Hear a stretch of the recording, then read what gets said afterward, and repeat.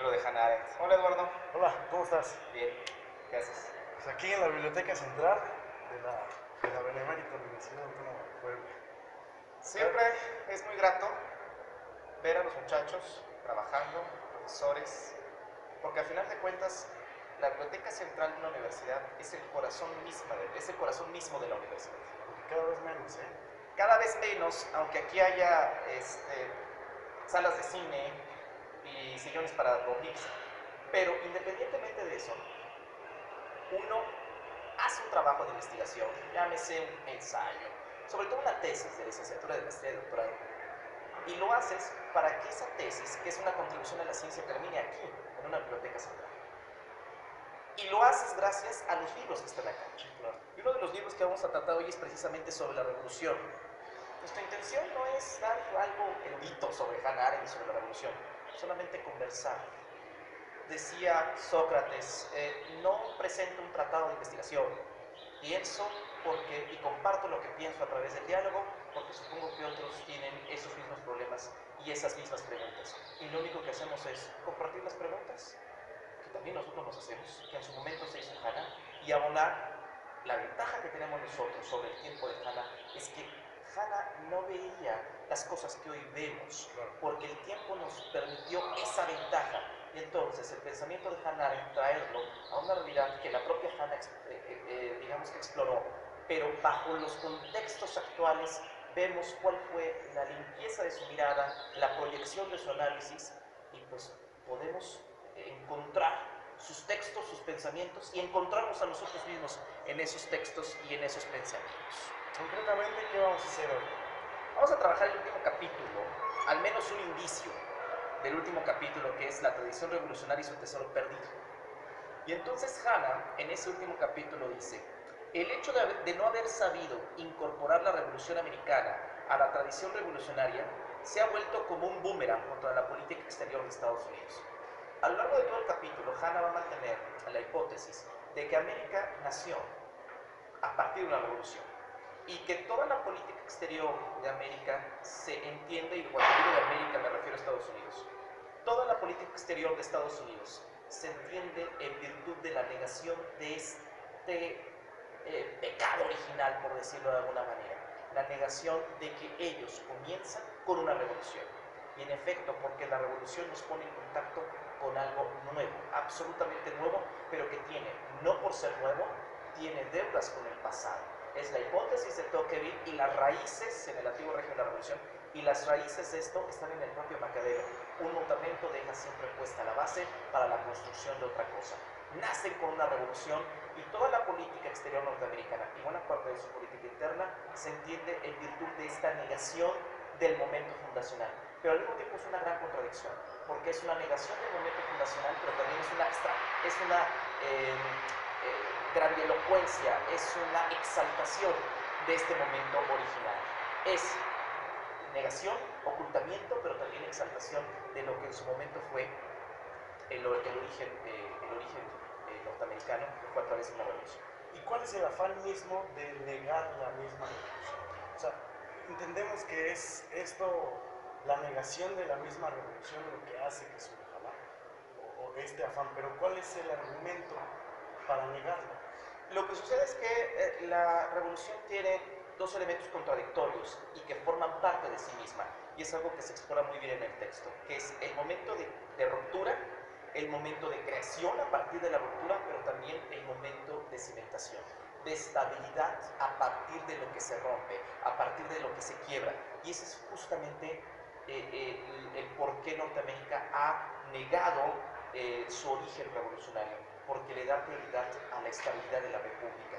Y la república fue, de acuerdo a lo que nos dice Hannah Arendt, elegida por los padres fundadores de Norteamérica, no por ninguna razón especial, no por una condición ideológica, fue elegida por su estabilidad, por su persistencia. Y entonces aquí tenemos ruptura y persistencia imbricadas en un mismo proceso, que es la contradicción interna del propio proceso revolucionario. Nos dice Hannah Arendt: fue una revolución la que dio nacimiento a Estados Unidos. La república vino al mundo no por una necesidad histórica, sino como consecuencia de un acto deliberado, la fundación de la libertad. Y entonces uno puede preguntarse, ¿qué se entiende por fundación de la libertad? Sobre todo en el siglo XXI, que la libertad es un concepto tan toqueteado. Por fundación de la libertad se entiende, por libertad política, entiendas el derecho a participar en el gobierno. Eso fue lo absolutamente revolucionario. Esa fue la gran enseñanza de la Revolución Francesa y de una revolución que ha menguado la historia, pero eso no quiere decir, y las interpretaciones en torno a la historia, pero eso no quiere decir que no exista. Y esa otra revolución es la Revolución norteamericana, que dio origen a Estados Unidos de Norteamérica. Ahora, habla de un leitmotiv. El leitmotiv es un concepto que viene de Wagner, es un concepto que viene de la música, es un concepto que es un elemento constante, ¿no? Cuando escuchamos El Anillo de los Nibelungos, El Odo del Rin, La Valquiria, sobre todo cuando escuchamos a Wagner, lo que vemos es un pasaje que es como las olas del mar. O sea, se hunde en la música y vuelve a salir la cabalgata de las Valquirias. Y una vez más se hunde, viene un nuevo contexto, viene una nueva melodía y vuelve a salir con otros elementos y con mayor fuerza. Eso es justamente un leitmotiv. Es un concepto que viene de la música dodecafónica de finales del siglo XIX, principios del siglo XX. Y toma esta metáfora, que además se agradece una nota al pie, se agradece esta riqueza conceptual que tiene Hannah, que toma conceptos de otros lados, de la literatura, cita a Shakespeare, cita a quien tenga que ser necesario, con tal de que sea capaz de explicar una realidad específica. Entonces, jala la metáfora que viene de la música, y entonces dice, ¿cuál es el leitmotiv? ¿Cuál es esta tonada constante que emerge con contextos diferenciados de la política exterior norteamericana? El miedo a la revolución. Con el resultado de que se usase y abusase del poder y del prestigio americanos para apoyar regímenes políticos anticuados y corrompidos. Hay no solamente una negación a la revolución que da origen a Estados Unidos, sino hay un miedo a la propia revolución. Y esto puede explicarse perfectamente en los documentos del Pentágono. Esto puede explicarse en las filtraciones que ocurren y de la cual Hannah también escribió El papel de la mentira, la verdad y la mentira en la política, sobre los documentos del Pentágono, filtraciones que saca de New York Times, filtraciones que sacan de Washington Post, donde se sabía que la guerra contra Vietnam estaba completamente perdida y sin embargo continuaron esa guerra. Y continuaron esa guerra precisamente por salvaguardar este prestigio nacional y por tratar de atemperar las protestas que internamente habían generado en la década de los 60, 50, 60, 70. El conflicto y la relación con Vietnam pues, es una relación de larga data y que al ser expuesto por el New York Times, un juez federal pues, calificó como algo que no tenía que ser expresado y que tenía que sancionarse y el New York Times, al hablar de libertad de prensa y al sacar estas filtraciones, estos documentos, la resolución de una corte fue que ponía en publicitar esto, ponía en duda la seguridad nacional. Y entonces aquí vemos una vez más, en tiempos, prácticamente en un debate contemporáneo a la creación de este libro que data de finales de los 60, la década del 68-69, vemos en un debate completamente contemporáneo cómo en América persiste desde sus orígenes hasta el día de hoy, en la era de Trump, el miedo a la revolución. Pero es este miedo que termina generando una especie de que está en el fondo de este miedo, lo que está es una suerte de concesión al origen de América, que es un origen revolucionario. ¿Qué fue lo que se perdió? Porque el título de este capítulo es La tradición revolucionaria y su tesoro perdido. Y entonces, ¿qué fue lo que se perdió? Porque Hannah argumenta que tras las revoluciones algo se extinguió. Una piedra filosofal que nadie encuentra, una caja sin Pandora. ¿Qué fue lo que se perdió? El espíritu público, que es buena parte el comienzo de la crisis que hoy, el principio de la crisis que hoy ha llegado, crisis de la vida pública, de la república, y que no solamente afecta a Estados Unidos, sino que afecta a buena parte del continente y buena parte de Occidente, diría yo. El derrumbe, el extravío del espíritu público, las libertades civiles, el bienestar individual del mayor número, la opinión pública. Muchos dirían, todos esos son baluartes del espíritu público. Dice Hannah, si bien fueron principios políticos en su origen, se pudieron producir o se pudieron traducir gracias a valores absolutamente sociales. O sea, lo que hoy vemos como la libertad de opinión, de expresión, etc., son valores sociales compartidos. Pero eso no quiere decir, detrás de estas mamparas, detrás de esta escenografía, fachadas, se ha perdido lo que realmente importa, que es el espíritu público. La crisis de la república, de esta república que logró cimentar la revolución, radica en eso, en que hemos extraviado el sentido de la cosa pública, hemos extraviado la república, res pública. Ninguna revolución auténtica es posible donde las masas están agobiadas por la miseria. El terror, una enseñanza de la Revolución Francesa, significó el fin de la revolución misma. Y entonces, aquí tenemos problemas. ¿Por qué? Pues es que desde hace 2 o 3 párrafos me quedé pensando en el miedo de la revolución, ¿no? O sea, A la revolución. a la revolución misma, ¿no? Y creo que eso en un sentido es también por qué lo niegan, ¿no? O sea, para quizá volver a resucitar. Porque niegan la ruptura. Y entonces, por ejemplo, me remito actualmente a Cuba, donde está viva la revolución, pero también ahorita con lo que acabas de comentar, que la miseria, no se puede producir revolución con miseria. Entonces todo pues, telaraña, todo esto que no me resulta todavía tan familiar, ¿no? O sea, de asimilado. Porque hay momentos revolucionarios. El primer momento revolucionario es la libertad. La libertad que está anclada casi a un ideal griego, la felicidad. Y entiéndase, uno diría, ¿cómo podemos encontrar libertad y felicidad en una forma de gobierno? Es que se entiende de una manera muy antigua y por tanto absolutamente respetable, utilizar unas palabras de Hanna, se entiende como forma de vida, forma de gobierno. Pero pronto esta revolución se transformó y surgió la política social, surgió la cuestión social. Y cuando surge la cuestión social es porque se incursiona por completo la miseria, la pobreza, el bienestar en los temas de la vida pública. Porque antes incursionó una clase que no tenía lugar en la vida pública, no tenía lugar con los antiguos, no tenía lugar con los romanos, que eran los sans-culottes, los miserables, los que no tenían nada, como diría Marx, en las propias cadenas de la explotación. Entonces, justamente cuando ingresa la pobreza a la vida pública entendida antes de la Revolución Industrial como una actividad del pensamiento dedicada a unos pocos privilegiados, entonces surge la cuestión social. Y entonces tenemos la revolución, qué curioso, las partidas, las rupturas se multiplican, porque la revolución se siente en sí misma. La revolución clásica, la revolución burguesa de la que hablaba Marx, donde Marx tiene consideraciones sobre la revolución francesa, consideraciones sobre la lucha de clases en Francia, tiene argumentos muy concretos donde dice hasta el momento las revoluciones han sido la pugna de una clase frente a otra, pero de lo que se trata es de cambiar las bases de la superestructura, etc. O sea, la revolución se cinde, se desgaja en sí misma. Entonces tenemos dos secuencias, dos elementos revolucionarios que por supuesto se contraponen uno a otro, porque uno comienza en las cofradías de las fracciones parlamentarias que están intentando ponerle diques al poder del monarca, pero la otra comienza en los mercados de París, en las calles, en la base del pueblo. Entonces, no solamente la revolución tiene una contradicción interna entre ruptura y estabilidad, sino que la revolución se cinde a sí misma. Por eso dice, ninguna revolución auténtica es posible donde las masas están agobiadas por la miseria. El terror, una enseñanza de la Revolución Francesa, significó el fin de la revolución, porque el terror supone inmovilidad. Y si hay inmovilidad no puede haber libertad. Y de lo que la revolución intentaba preservar e intentaba exportar a todos los rincones del espacio público era precisamente eso, la libertad. Y la libertad no supone inmovilidad, sino todo lo contrario, movimiento, acción, interacción entre los hombres, política en sí misma. El acontecimiento más importante en una revolución es el acto de la fundación.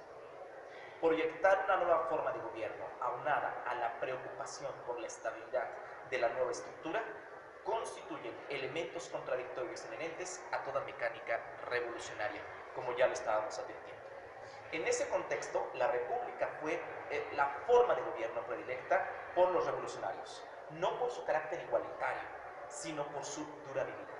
Las democracias regularmente han sido de vida tan corta como violenta su muerte.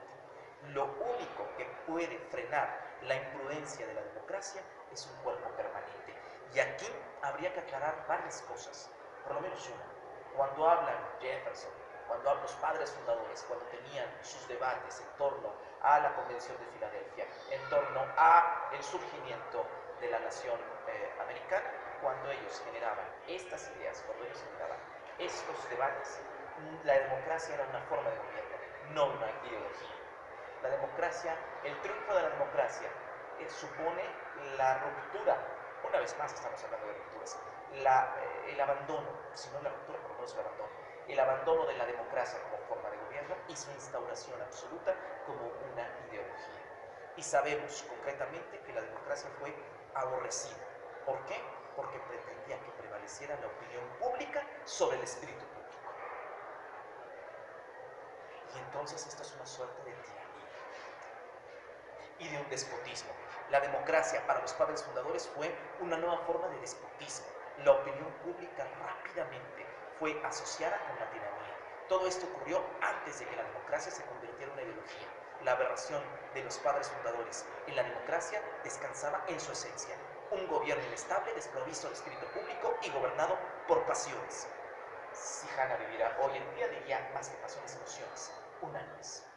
Que ahí está el peligro de la democracia. Por tanto, la democracia no puede ser revolucionaria. Solo la república, dado que es un elemento estable, puede ser auténticamente revolucionaria. Y no es casualidad que se hayan construido auténticas repúblicas con muchos matices y con muchas críticas en Oriente de corte socialista. La Unión de Repúblicas Soviéticas Socialistas, la República Popular de China, la República de Cuba. La democracia, antes de convertirse en un proyecto político, en un proyecto ideológico, que se puede consumir en el mercado a cambio de un voto, y que votas por un producto como si eligieras una base de cerveza de la estantería, antes de que se convirtiera en esa bajeza, la democracia era una forma de gobierno. Y esta forma de gobierno era, y siempre lo fue, y siempre lo ha sido, contraria al espíritu público. Dinamita el espíritu público porque es la opinión de una mayoría, que no es otra cosa más que una minoría vinculante sobre el espíritu público y en contra del espíritu público. Pero entonces nosotros, o por lo menos mi generación, no conoce la democracia en sí misma. Ni la mía. No la conocemos, porque no es casualidad que Hannah tenga otro texto que se llama Karl Marx y la tradición del pensamiento político occidental, donde diga que para ir en busca de nuestra tradición perdida tendremos que ir a Marx, y que Marx está más fijado en la tradición que cualquiera de nosotros ha estado o pueda estar. Porque en tiempos de Marx, siglo XIX, la democracia era una forma de gobierno. Y entonces, ¿cuáles son los tamices que debería tener actualmente una auténtica democracia? Lo que sucede es que las formas de gobierno son formas de vida y la vida atraviesa el tiempo. Entonces, el tiempo de vida en el siglo XIX no es el mismo que el tiempo de vida cuando estamos grabando por YouTube. Esto lo puede ver alguien en una universidad en Cataluña o en Chile o alguno de nuestros compañeros o alguno de mis amigos. La democracia cambia radicalmente porque se adapta al tiempo. Las formas de gobierno no son tiempo petrificadas. Los libros sí son tiempo petrificado, pero las formas de gobierno no. Las formas de gobierno suponen un movimiento, suponen una conformación concreta. Y esas formas de gobierno que suponen un movimiento y una conformación concreta están atadas al tiempo mismo. Y ese es justamente el tema. Y ese es justamente el debate que tiene Hannah Arendt. Ahora, dicen, en sus términos más simples, el conflicto planteado entre el gobierno jacobino y las sociedades revolucionarias se liberó en tres frentes distintos. El primero era la lucha republicana por la supervivencia contra la presión del sansculotismo, de los sin calzones, de los miserables. Esto es, la lucha por la libertad pública frente al peso agobiante de la miseria. Podría decirse que la revolución tiene tres tensiones en su conformación. Y aquí Hannah tiene en el esquema la Revolución Francesa sobre todo. Y estas tres tensiones no se producen del todo en Estados Unidos. ¿Y cuáles son? La contraposición entre qué y qué, entre la libertad pública frente al peso agobiante de la miseria, que rápidamente se convierte en una segunda tensión. Y esta segunda tensión es la voluntad general contra el espíritu público. Y una vez más, se cierra esta triada, esta trilogía, en una tercera tensión, la lucha del Estado Nacional contra los primeros principios de una república auténtica. El choque entre estas tres frentes puso de relieve un profundo desacuerdo entre los hombres que habían hecho la revolución y gracias a ella se habían elevado el espíritu público y la idea que tenían el pueblo acerca de lo que debía y podía ser una revolución. Esta contradicción es inherente. La contradicción frente al proyecto de nación hoy que está muy en boga. La contradicción frente al proyecto libertario, para utilizar palabras más adecuadas al siglo XIX. La proyección de este proyecto libertario, de aquellos que hacen la revolución, frente al sentido de los revolucionarios profesionales, que son aquellos que van a instrumentar la revolución, que termina contraponiéndose por completo a lo que la gente espera en torno a la revolución. Yo tengo una serie de preguntas. A ver, ¿Quién instrumenta la revolución? los profesionales, los revolucionarios profesionales, ¿Quiénes son ellos? normalmente aristócratas, Y entonces, o por lo menos cuerpos técnicos. sí, porque por ejemplo aquí... Pero estos aristócratas, pero que hay que hacer una decisión. Estos aristócratas, estos cuerpos técnicos, no podrían haber emergido, no podrían haber colocado en la esfera de la vida pública sin los que hicieron esta revolución, que fueron innovadores y que casi fueron aventureros. Muy bien decía Maquiavelo, no hay nada más difícil que construir que las instituciones nuevas. Lo nuevo siempre tiene un débil sustento. Pero aquí quiero hablar un poco menos técnico. Estamos hablando y tenemos el precedente de que la revolución no puede emerger sobre donde hay miseria. Pero qué chiste tiene esto si al surgir una revolución normalmente estamos en miseria. Lo que sucede es que la revolución tiene por efecto construirnos. Porque lograr la estructura de bienestar es solamente a través de la revolución. La democracia para los padres fundadores fue una nueva forma de despotismo. La opinión pública rápidamente fue asociada con la tiranía. Todo esto ocurrió antes de que la democracia se convirtiera en una ideología. La aberración de los padres fundadores en la democracia descansaba en su esencia, un gobierno inestable, desprovisto del espíritu público y gobernado por pasiones unánimes, como habíamos dicho hace un momento. Todo el problema de la representación, la democracia nos lleva a un problema instrumental y un problema espacial, territorial. Y ese problema instrumental, espacial, territorial, es el problema de la representación. Todo el problema de la representación, uno de los temas más inquietantes de la política moderna, supone la necesidad de decidir acerca de la propia dignidad de la esfera pública. Esta república no puede ser de papel, esta república no puede ser de palabras, esta república tiene que estar anclada a una territorialidad concreta, a un espacio físico concreto, y este espacio físico concreto es el problema de la representación. ¿Cómo nos vamos a representar? En divisiones territoriales, en divisiones espaciales. Y esto genera todo un sentido. ¿Por qué? Porque la gran república tiene que alimentarse de una república desde abajo, desde lo pequeño, desde el terruño del condado, desde, para el caso norteamericano, desde el terruño del distrito, donde pueden discutirse los asuntos públicos de una comunidad concreta. Esa es la idea de los distritos y esa es la idea del municipalismo. Pero detrás de esto está la muerte de la Gran República. ¿Por qué? Porque todo el diseño norteamericano supone la intervención de quién? La intervención de los representantes del pueblo en la discusión de los asuntos públicos, pero no la intervención del pueblo mismo. Y entonces ahí comienza justamente este extravío que se tiene en torno a la vida pública. Y Hanna continúa. Jefferson sabía muy bien que lo que proponía como salvación de la República significaba en realidad la salvación del espíritu revolucionario de la República.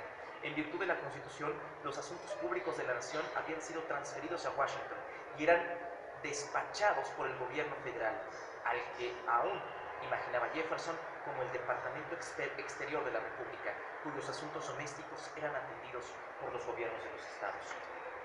Quizá, podremos decirlo de alguna manera, que esta república que engendró la revolución necesita de un cuerpo estructural de carácter federal. Necesita del federalismo para poder subsistir. Pero el federalismo es la afirmación de la pequeña república de los asuntos públicos de una comunidad, discutida no por la comunidad, sino por los representantes de esa comunidad, pero al mismo tiempo la negación de la gran república. No tanto, porque estamos hablando de que la representación, que no es otra cosa más que el mandato imperativo, se va diluyendo mientras más arriba escalemos en la representación misma. Un presidente de junta auxiliar puede representar tus intereses de manera mucho más fidedigna que lo hace un senador, porque el acceso a un senador es mucho más distante. Entonces, la representación tiene una némesis, tiene una criptonita, y es la distancia. Cuando la representación está destinada y está operada para generar cercanía. No está tan bien. En todas estas instituciones eran los delegados del pueblo, no el pueblo, los que constituían la esfera pública, en tanto quienes las habían comisionado eran, y teóricamente, la fuente y el asiento de todo poder. La corrupción y la perversión tienen efectos más nocivos, a la vez que son más frecuentes en una república igualitaria que en cualquier otra forma de gobierno. En términos generales, se produce cuando los intereses privados invaden el dominio público. Al perderse, y esta es una clave para la comprensión de la crisis de Occidente, de las crisis republicanas de Occidente de nuestro tiempo, cuando se pierde el sentido público, cuando se pierde la esfera de los asuntos públicos, es muy fácil que esto, no hay vacíos en la circularidad del poder, que este sentido público sea invadido por intereses privados. Y estos intereses privados no son de colectivos, son de individuos personales, concretos, con nombre y apellido.